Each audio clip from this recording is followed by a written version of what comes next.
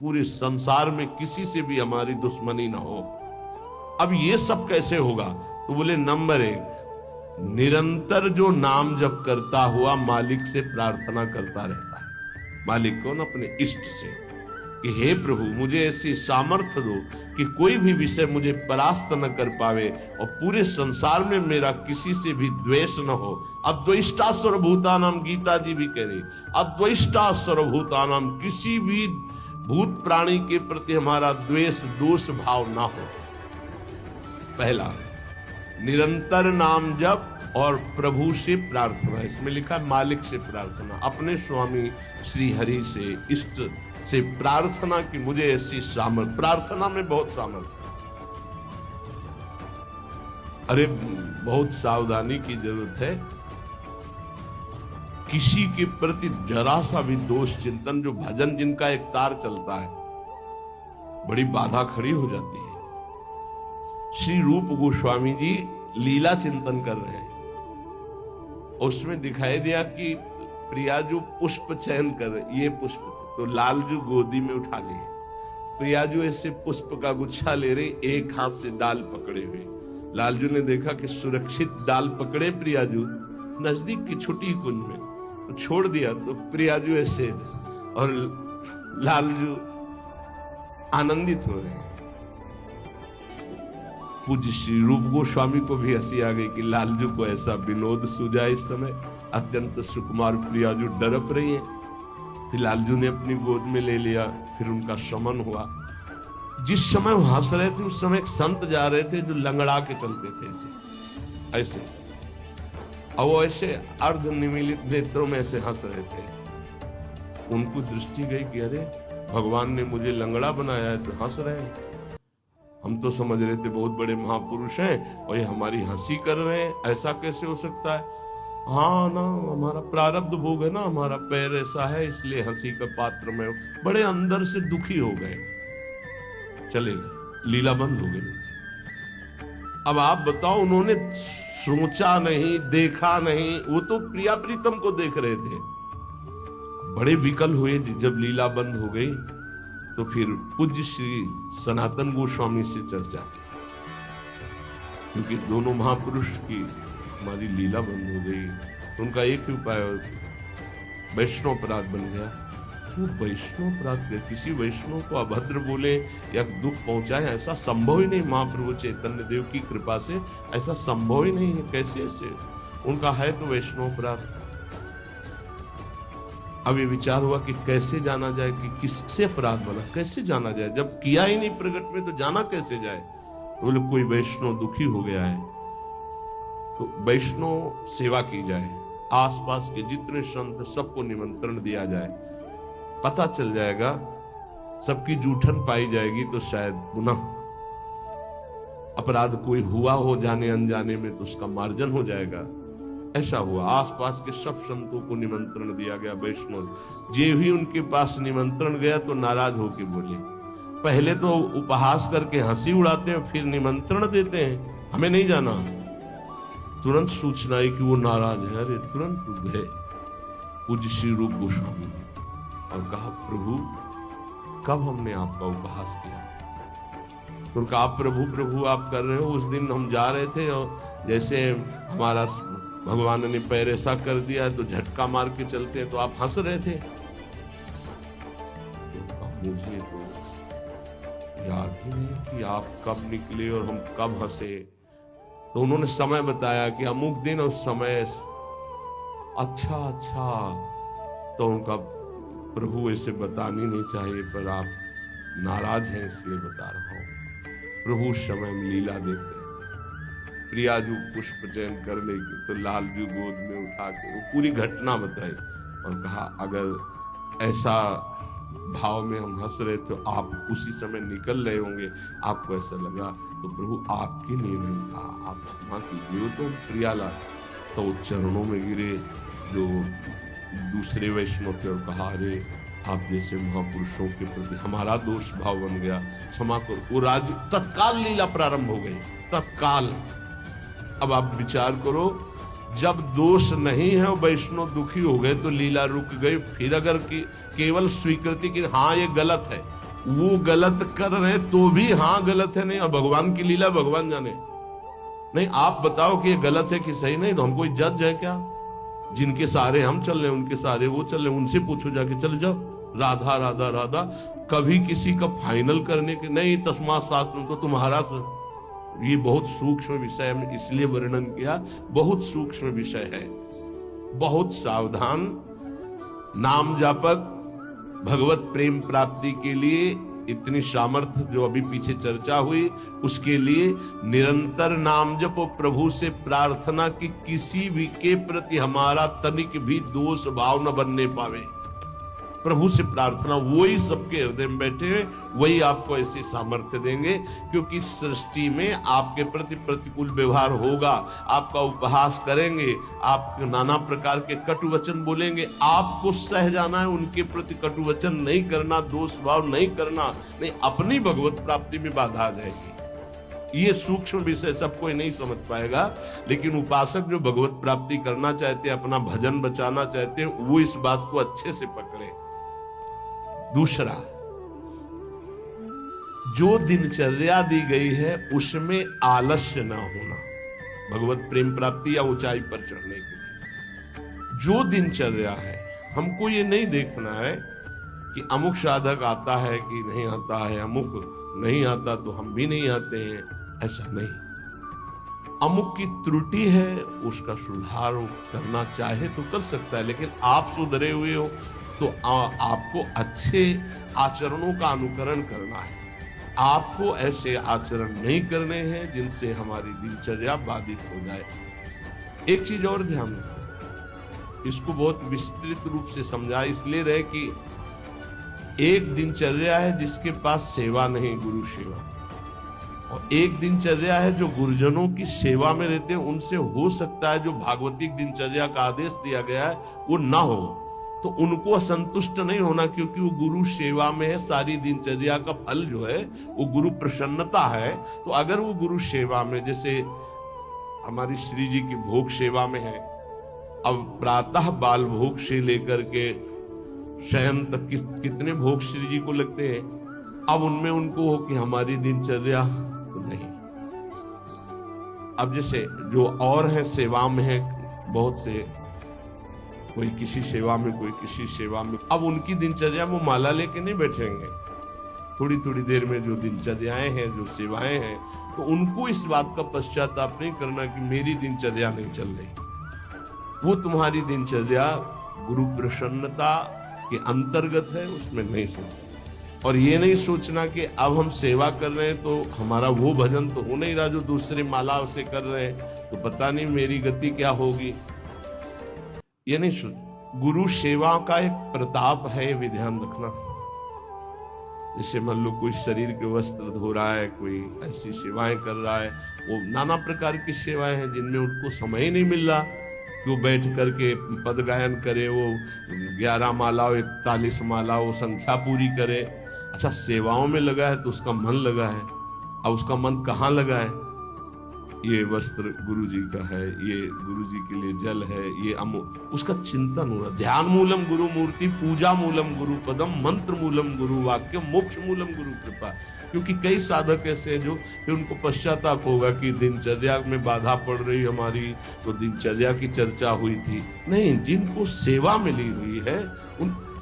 एक बार भगवान शंकराचार्य जी से कई शिष्यों ने कहा कि एक ये ब्रह्म सूत्र है, इसकी व्याख्या सुनना चाहिए। तो उनकी शरीर सेवा में स्नान के बाद जो वस्त्र लंगोटी आदि प्रक्षालन करना है, वो त्रोटकाचार्य जी रहते थे।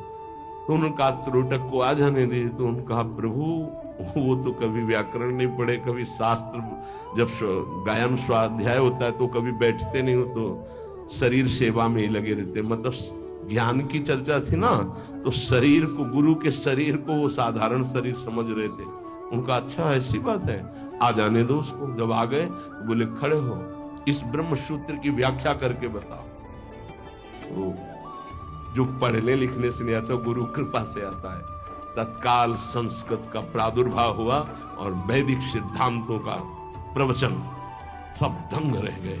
तो उनका गुरु की लंगोटी ढोने वाले को साधारण समझते हो क्या? साधारण नहीं होता गुरु की लंगोटी धोने वाला, वस्त्र धोने वाला। असाधारण कृपा से सौभाग्य मिलता है, असाधारण कृपा से। तो जिनकी जो दिनचर्या ऐसी है कि उनको फुर्सत ही नहीं है, तो उनको कभी नहीं सोचना कि इतने बजे इतने बजे इतने, उनकी दिनचर्या है। तो ये चीजें ध्यान रखना है उपासक को। प्रमाद में हमें दिनचर्या में बाधा नहीं पहुंचानी, प्रमाद युक्त हमारी दिनचर्या नहीं होनी चाहिए। यदि गुरु सेवा, इष्ट सेवा में हमारी जो गुरु की अन्य साधकों के प्रति बताई हुई दिनचर्या उसमें बाधा पड़ती है, तो वो बाधा नहीं मानी जाएगी आपकी। दूसरा जो अभी वर्णन किया, गुरु प्रदत्त दिनचर्या में बाधा नहीं होनी चाहिए। बहुत बड़ी चीज है गुरु प्रदत्त दिनचर्या, बहुत बड़ी वस्तु, बहुत बड़ी वस्तु। गुरु सेवा मिल गई तो लाडली जो अधीन हो गई पक्का। तीसरा, कुसंग से दूर रहना, ये बहुत जरूरी है, बहुत जरूरी है।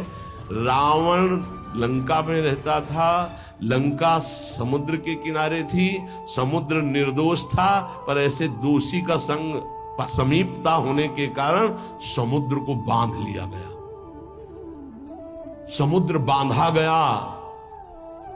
जिसकी मर्यादा अपार है उसे मर्यादा पुरुषोत्तम ने बांध दिया। किस लिए बांधा गया था? क्योंकि रावण का पड़ोसी था। रावण का पड़ोसी होने के कारण समुद्र को बांध दिया गया। जो रही मुत्तम प्रकृति का कर सकत कुसंग, चंदन विष व्यापत ने लपटे रहत भुजंग। अच्छा, जब कोई गलत करता है तो वो चार से थोड़ी कहता है कि मैं गलत करता हूं, नहीं, वो सही और कुबुद्धि को वो ही सही दिखाई देता है, गलत सही दिखाई देता है और वो परमार्थ से भ्रष्ट हो जाता है। इसलिए कुसंग से बहुत दूर रहना चाहिए।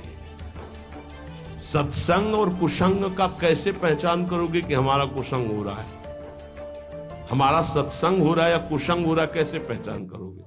तो संतों ने कहा है, जाके संग कुमति मति उपजय करत भजन में भंग, जिससे देह भाव पुष्ट होने लगे, भगवत भाव नष्ट होने लगे, वैराग्य भाव नष्ट होने लगे, राग पुष्ट होने लगे, भजन छूटने लगे, संसार अच्छा लगने लगे, नाम छूटने लगे और ध्यान अच्छा लगने लगे। गुरु से अश्रद्धा हो जाए, भक्ति से अश्रद्धा हो जाए, ये कुसंग का फल होता है। अच्छा, कुसंग का फल जब आपके ऊपर चढ़ेगा तो आपको नहीं लगेगा मैं कुसंग कर रहा हूं, नहीं तो ठीक हो जाओगे। सामने से महापुरुषों को लगेगा कुसंग कर रहा है, और वो जब कहते हैं तो उनको चिड़चिड़ाहट होती, मैं कहां कुसंग कर रहा हूं। नहीं नहीं, क्योंकि कुमति कभी स्वीकार नहीं करती कि मैं कुमति हूं। अगर स्वीकार कर ले तो सुमति आ जाए। कुसंग से बचना चाहिए। पहला है निरंतर नाम जप करते हुए भगवान से प्रार्थना करना कि कभी किसी के प्रति हमारा दोष दर्शन न हो, शत्रुता का भाव न हो। दूसरा, गुरु प्रदत्त दिनचर्या का पालन करना, आलस्य बिल्कुल ना आने देना। तीसरा, कुसंग से बचना। और चौथा, उन ग्रंथों से, उन प्रवचनों से, उन किस्से कहानियों से, उन चित्रों से बचना चाहिए जिनसे हमारा भगवत भाव नष्ट होता है। जैसे कल एक प्रसंग में प्रश्नकर्ता कह रहे थे कि हमको उपदेश मिला है कहीं से, बस श्वासों के आने जाने पर ध्यान दो, बस इसी से परम पद मिल जाए। यार, श्वासें तो वैसे ही चल रही हैं, आने जाने के ध्यान का मतलब क्या रहा? श्वासों के आने जाने का ध्यान दो कि खाली तो नहीं जा रही हैं। हर में राधा वल्लभ सी हरिवंश राधा राधा राधा। जैसे कल आपसे कहा था, नाम रूप लीला धाम से हटा दे वो कुसंग होता है। वो बेचारा, पर हमका थोड़ी श्रद्धा है हमारे प्रति। बोले श्रद्धा ही तो लाई है आपके पास, तो हमका आज से राधा राधा नाम जप कर, और प्रभु का जो रूप ध्यान में तुम्हारे प्रिय लगे, राम रूप, कृष्ण रूप, हरि रूप, जो भी, तुरंत ध्यान कर, उनके ध्यान में लग। ये बिहारी जो राधा रमन, जो राधा वल्लभ, जो साक्षात भगवत प्राप्ति के लिए ही तो विग्रह रूप धारण करके प्रकाशित हो रहे। कभी कभी जिसे हम सत्संग समझते हैं वो कुसंग बन जाता है। इसको ध्यान से सुनना। इसीलिए रोज सत्संग में घुमा के आ जाती है बात कि इष्ट मिले और मन मिले, मिले भजन रस रीति। अरे भगवान शिव नाम जप करते हैं, सनकादि नाम जप करते हैं, वो परमात्मा निराकार है, साकार है, सगुण है, निर्विशेष, पूरा का पूरा आपको समझ में आ जाएगा। फिर उनको समझाया कि गुरुदेव साकार है कि निराकार, जो उपदेश किए थे। बोले साकार है। प्रणाम करते हो? हाँ। माला पहनाते हो? हाँ। तो गुरुदेव की पूजा हुई कि नहीं? बोले हाँ हुई। तो उनका गुरुदेव मूर्त है कि अमूर्त? बोले मूर्त। तो उनका मूर्ति पूजा हुई कि नहीं? बोले हाँ हुई। तो हमको फिर काहे परेशान हो? समझे में नहीं आता है। अरे भाई, बहुत संभल के शास्त्रों में जो लिखा उसको समझना के लिए बहुत पवित्र बुद्धि चाहिए। परमात्मा निराकार भी है। कैसे निराकार है? देखो, आकार खंबे का इसमें है कि नहीं? और जब भावना किया प्रहलाद जी ने कि है, तो निकल पड़ा ना नरसिंह रूप में, तो है ना साकार। वो निराकार रूप से सब जगह है, पुकारो तो साकार रूप होकर अभी दिखाई दे। वो साकार भी है और निराकार भी है। यहां जल है, इस वायुमंडल में जल है। देखो भला कहां गीला हुआ। और एक मशीन है, जो उसको ऑन करके रखो तो एक कमरे में 3.5 लीटर 4 लीटर पानी 4-5 घंटे में निकल जाता है, और कमरे में कहीं बूंद नहीं है। बस मतलब जल है, वाणी है। वाणी का मतलब आकाश शब्द है, वायु है, अग्नि तत्व है, इन सब कुछ विराजमान है। लेकिन निराकार दिखाई दे रहा है ना? कहां दिखाई दे? सब साकार रूप में आ जाता है। वही साकार है, वही निराकार, कुछ अंतर नहीं। सबके हृदय में आकार, ये देखो बाहर, और अंदर बैठा हुआ है निराकार। और पुकारो तो आकार रूप के लेके आ जाएगा। राम, तो मर्यादा पुरुषोत्तम कमल नयन रूप धर करके वही आ जाए। वही रूप है, वही अरूप है, कोई अंतर नहीं। सब ज्ञान हो जाता है नाम जप से, सब ज्ञान। पर बचो ऐसे उपदेश से जिससे भजन ही न हो पावे। ऐसी ग्रंथ हैं ऐसे, जैसे भगवान श्री कृष्णचंद्र जी ने गीता जो लिखी है, आप भगवान की वाणी को अपने भावना के अनुसार समझ लिए, लेकिन संपूर्णतया तो भगवान ही समझावे तो समझ पाओगे ना। सोई जाने जे देव जनाई। निंदा स्तुति के विषय नहीं है, पर यह बात है कि पूज्य श्री स्वामी राम सुखदास जी महाराज इतनी सरल भाषा में गीता जी का स्वरूप प्रकाशित किया कि मुझे लगता है कि अपने जैसे मंद बुद्धि वालों को भी भगवान की दिव्य वाणी समझ में आए। स्वामी जी का अवतार इसी बात के लिए हुआ था, गीता जी के लिए, श्री स्वामी राम सुखदास जी, कि साधारण से साधारण आदमी गीता के गूढ़ शब्द को, राष्ट्र को जान जाए। इतना बड़ा विस्तार से अमृत दे दिया गीता जी के भाव का। और ज्ञानदेव जी महाराज, एकनाथ जी महाराज, आद्य गुरु भगवान शंकराचार्य, जो बहुत से बड़े बड़े महापुरुषों ने गीता जी की टीका, हमें लगता है वो इन महापुरुषों की टीका के बाद अब हमको और कौन सा ज्ञान जानना बाकी रहेगा। एक बार एक सेवक वाणी श्री दामोदर दास सेवक जी की, नए नए हम थे तो हमको किसी ने दिया था कि पढ़ना महाराज जी को। हमारा ये काम था गुरु जी से जांच करवाए बिना हम किसी, क्योंकि पता है कि जिस विषय के हमें तो हमारे प्रमाण लगते, तो महाराज जी वाणी जी प्राप्त हुई, वो किसी और। महाराज जी ने जो देखा ऐसे वाणी ली, तो किसी की भी लिखी हुई ऐसे तो लव, और तुरंत ऐसे फूल में लपेटा, बोले जाओ यमुना जी पधरा के आओ। और फिर ये वाणी आजीवन की, वो बस्ता में बंदी, लेकिन यही ये टीका जो लिखी हुई है ये पास गुरुदेव से। इसीलिए हम जितने भी साधक अपने, हमारे गुरुदेव ने जो पास किया है अर्थ, ये पूज्य श्री आचार्य चरण का।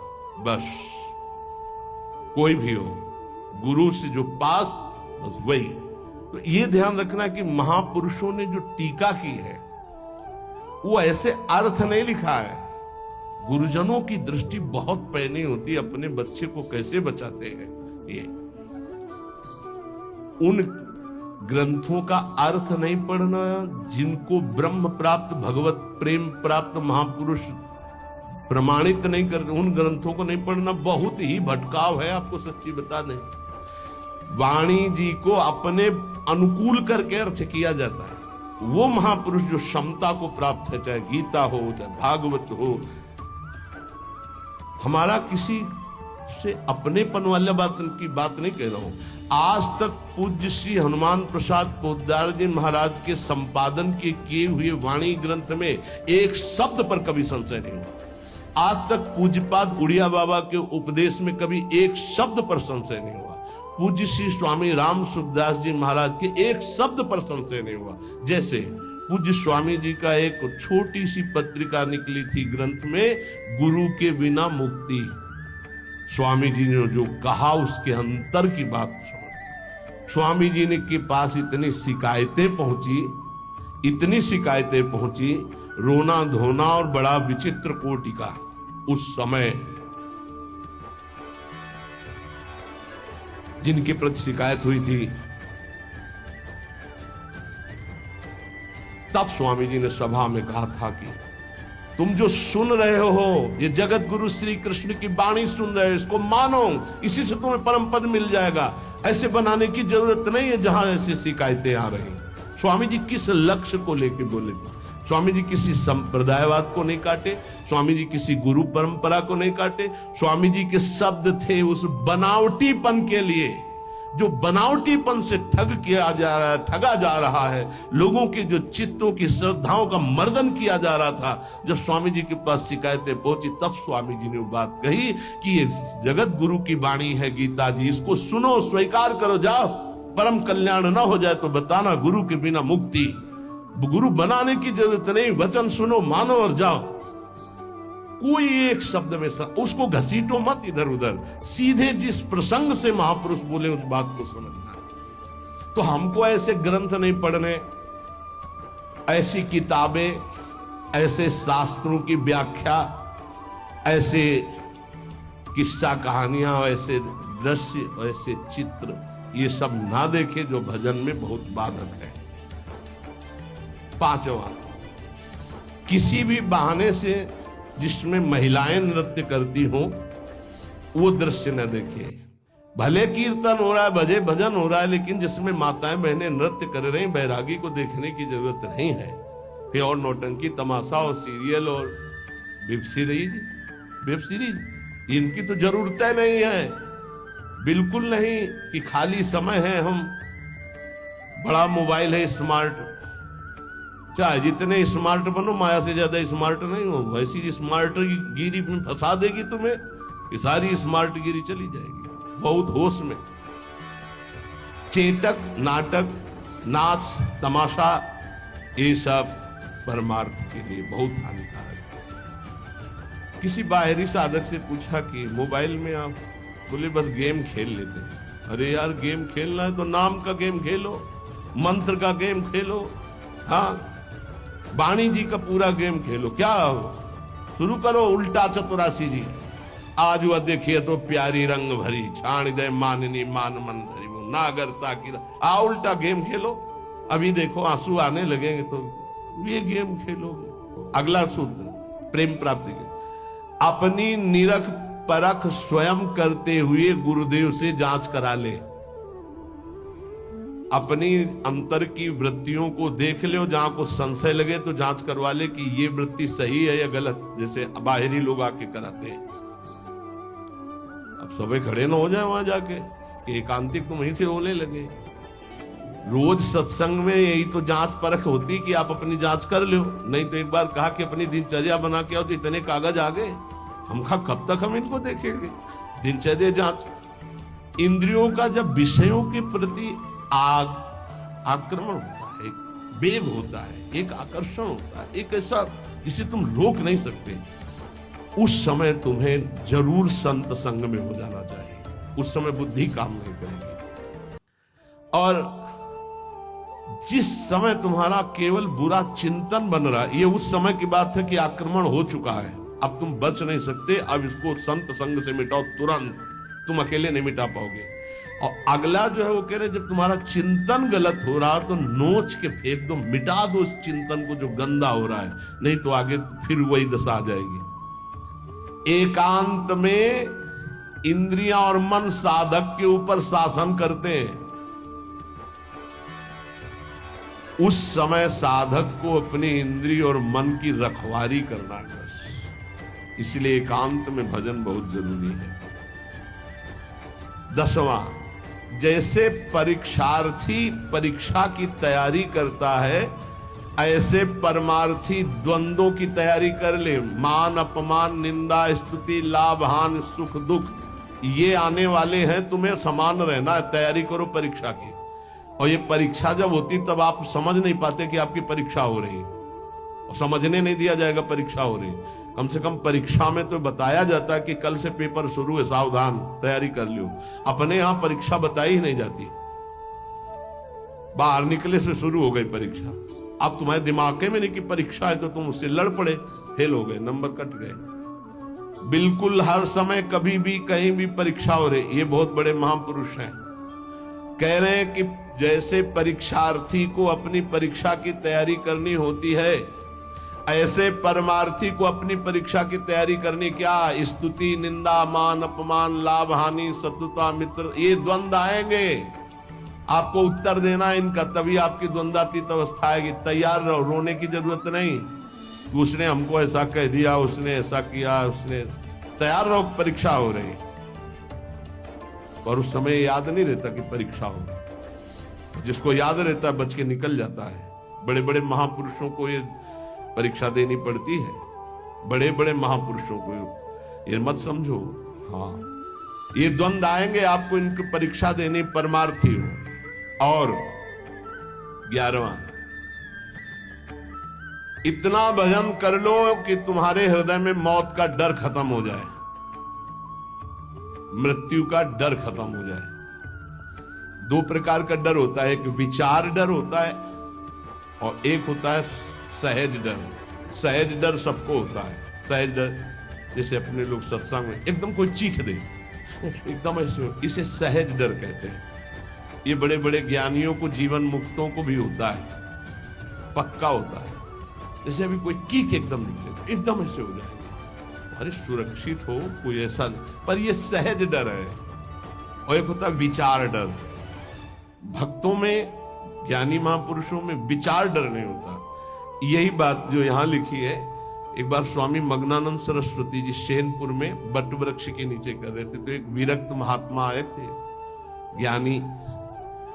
उनका, स्वामी जी सहज डर कैसे हो सकता है? जब सहज स्वरूप में रहता है ज्ञानी, देह भाव में रहता है, तो सहज डर कैसे हो सकता है? हम आपकी बात नहीं मानते। विचार डर तो होता ही नहीं, लेकिन सहज डर भी नहीं होता। कोई संसारी आदमी वो देह भाव से ऊपर उठे। महात्मा को चौकी लगाओ, बड़े सिद्ध पुरुष थे, बड़े, देखो जो भगवत प्राप्त होते बड़े मस्त रहते हैं, बड़े मौजे,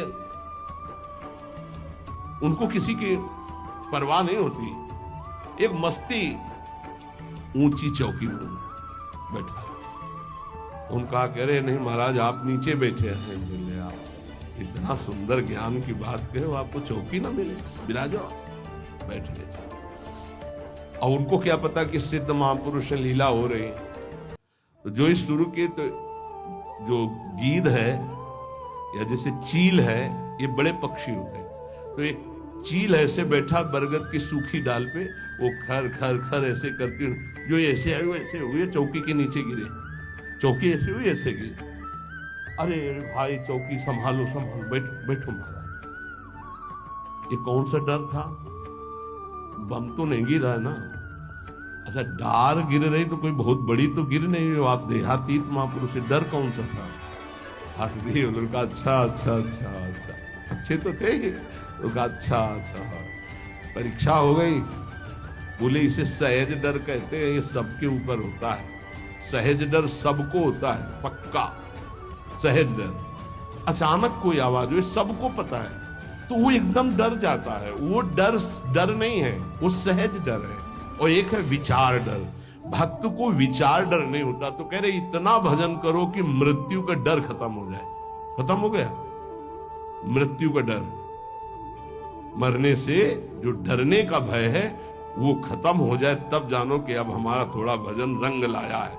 सबसे पहले मृत्यु का भय खत्म हो। देख लो, परख लगाओ। मृत्यु का डर कैसे? अगर आज शाम तक डॉक्टर कहे कैंसर हो गया तो कैसा लगेगा?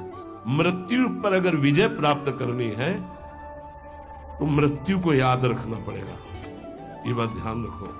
जिसने मृत्यु को याद किया वो भगवान से चित्त जोड़ा, और जिसने भगवान से चित्त जोड़ा वो मृत्यु पर विजय प्राप्त कर लिया। मृत्यु ऐसी लग रही है, अब उसका उदाहरण तो कुछ है नहीं, पर ऐसे बता रहे जैसे ब्याह की तैयारी होती तो कैसा होता है? हर दोस्त से हाथ मिलाता है, हंसता हुआ, मैं मत फूला घूम रहा है। क्यों? क्योंकि उसका ब्याह होगा। लौकिक उदाहरण परमार्थ में फिट ही नहीं होता, पर वो कुछ फूलन जिसे कहते हैं, उत्साह जिसे कहते हैं, वो ऐसा कुछ समझो जैसे माँ के इकलौते बेटे का ब्याह तय हो गया और बारात की व्यवस्था बिल्कुल फिट तैयारी हो रही। उससे देखो नई साड़ी पहने मार फूली फूली जो घूमती है, नहीं घूमती? इससे असंख्य गुना सुख उस उपासक को होता है जिसको मृत्यु का डर खत्म हो जाता है भजन से। ये ऐसा कि जैसे कि कब वो दिन आएगा जब श्रृंगार करके हम अपनी प्रियाजू के पास होंगे और इस शरीर का व्यवहार खत्म प्रियाजू के पास। धन्य है वो घड़ी जिस दिन प्रियाजू की प्रगट समीपता सेवा की और प्रगट व्यवहार खत्म। इसका ऐसा आनंद होता है जैसे उस माँ को अपने बेटे के ब्याह में, उस बेटे को अपनी पत्नी के मिलन की चाह में जो सुख की एक फूलन होती है वो तो एक प्राकृतिक है। इससे अनंत गुना फूलन उपासक के हृदय में होती इष्ट से मिलने की, मिले हुए भी अनमिल। अब वो जो मिलन होगा वो निरंतर का होगा।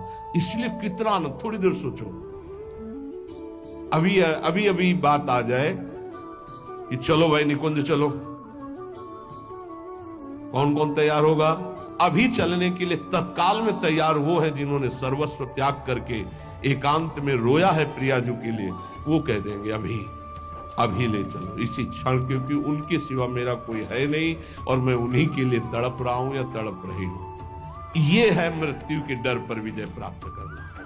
नहीं तो सच्ची कहते हैं कि अगर अभी आ जाए भगवान की, देखो बाहर विमान राधा केली कुंज के बाहर, चलो बैठो पहले मरो फिर चलो, कौन कौन तैयार होगा? तो बहुत कम तैयार होंगे। असलियत में मृत्यु का डर खत्म हो जाए। देखो हाथ जिसने उठाया हिम्मत से उठाया है और देख लेला।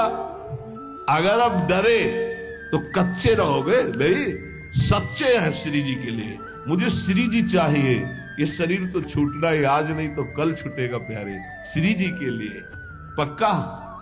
और जिसने हाथ उठाया है बस हिम्मत रखना, चलोगे साथ ही। देखो एक प्रेमानंद ऐसे यहां सोफा में बैठा है और एक प्रेमानंद तुम्हारे दिमाग में बैठा है। देख लो, तुम्हारे दिमाग वाला प्रेमानंद तभी मुक्त होगा जब तुमको मुक्त कर देगा। ये बात पकड़ लेना। एक प्रेमानंद ये बैठा है जो तुमको सोफा में दिखाई दे रहा है, और एक प्रेमानंद तुम्हारे हृदय में, तुम्हारे दिमाग में बैठा है, जिसकी बात पर आप चल रहे हो। वो तभी मुक्त होगा जब तुमको मुक्त कर देगा। ये बात ध्यान रखना। सच्चा गुरु कभी अपने को मुक्त नहीं होने देगा जब तक तुम्हें मुक्त नहीं होने देगा। गुरु बंदी बन जाता है शिष्य के हृदय में, जब शिष्य को भगवत प्राप्ति करा देता तब वो मुक्त होता है। ये गुरु बनना कोई खिलवाड़ नहीं है, गुरु प्रताप से गुरु का। ये जो तुम्हारे हृदय में प्रेमानंद बैठा है, देखो है कि नहीं, तुम्हारे दिमाग में जो है, तुम्हारे हृदय में, वो तुम्हें जीवन मुक्त करने के लिए बंदी बन गया तुम्हारे हृदय में। वो तभी मुक्त होगा जब तुम्हें मुक्त कर देगा।